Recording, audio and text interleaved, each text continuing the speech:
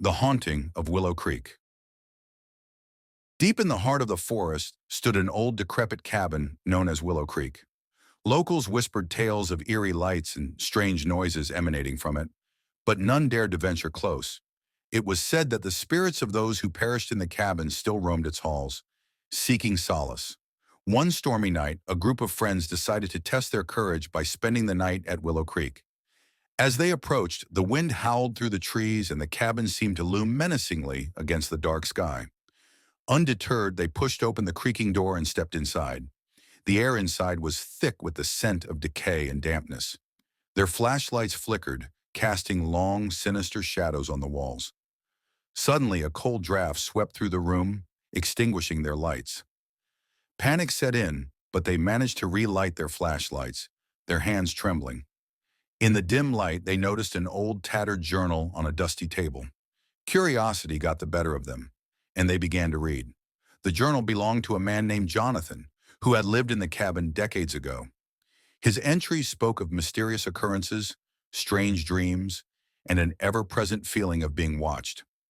As they read, the temperature in the cabin plummeted. Their breath came out in visible puffs, and an oppressive silence filled the room. Suddenly, they heard a whisper, faint but clear. "Leave! Now!"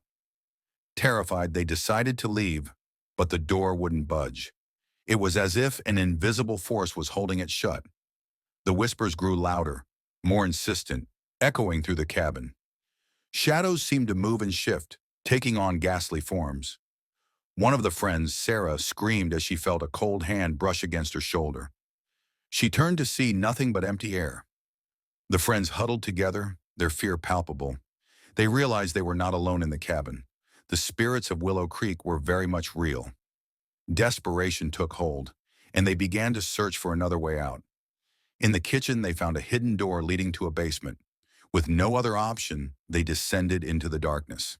The air grew thicker, and the whispers turned into anguished wails.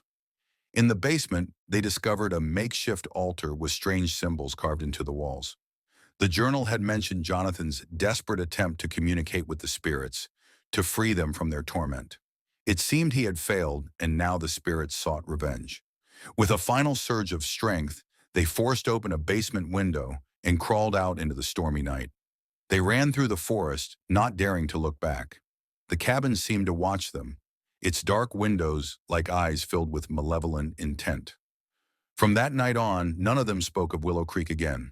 The cabin remained a silent sentinel to the horrors within, waiting for the next unsuspecting souls to cross its threshold.